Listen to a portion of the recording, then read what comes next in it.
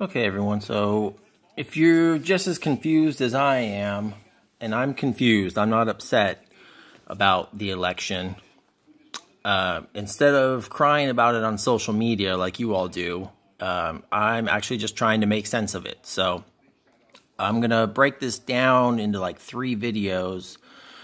In Arizona, because that was the weird one for me at first, so I kind of just stuck with it. So I'm breaking down the timeline of Maricopa County, which is the biggest one in Arizona. So, and you'll have to excuse the shitty video, but like I said, I'm not a professional YouTuber and I don't need the fucking money. So those are the results unofficially. Today's the 8th. I know that says the 3rd, but the numbers are adjusted. So, and, so right there, those are the registered voters, just under 2.6 million, and that's the votes, okay? So, and then what I did, let me see, I got all these up here.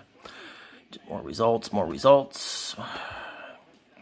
All right, so this right here, I'm sorry, you guys can't see it, okay? The top one is active voters. The middle one right here is inactive voters. What inactive voters means is they have not voted for 2 election cycles. God, I'm so sorry, everyone. And then this right here, these are your PEVL, okay, P-E-V-L. Those are your people who are signed up or whatever to do mail-in ballots.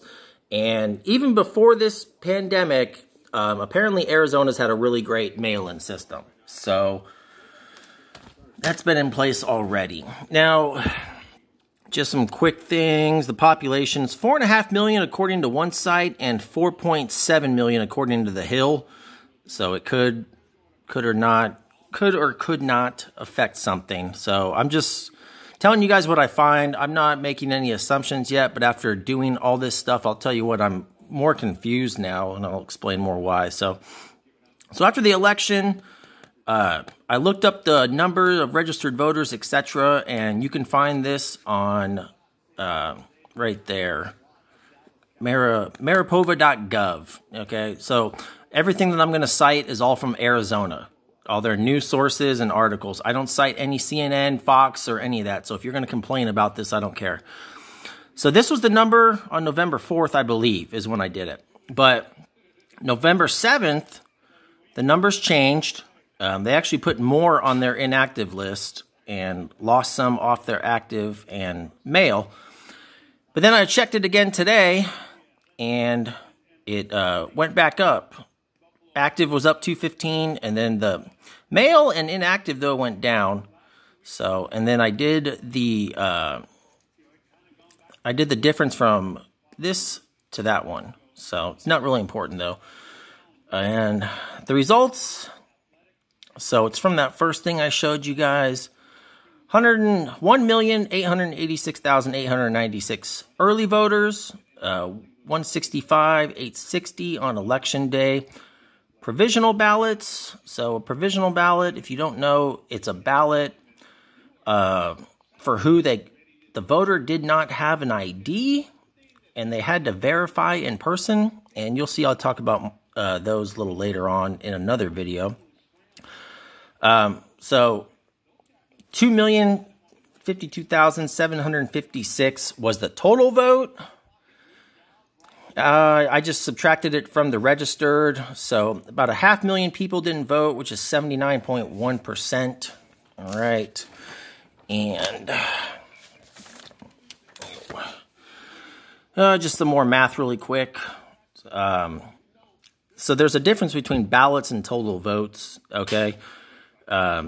This is the total vote based on that first sheet that I showed you guys. And there are 13,025 votes that did not count. 8,200 of them were undervote, meaning they didn't have a clear marking or they didn't fill out their ballot completely. An overvote is when they voted for more than one candidate, and just the definite voted for more than allowed. So, and these are the numbers, I guess, as they stand. They could have changed. It's 350 here in Kansas. So, but that's Biden and Trump leading 46,000. That's what Trump's down. And then this was the numbers from that sheet, Joe Jorgensen. And then the number of write-ins, that came to 38,720.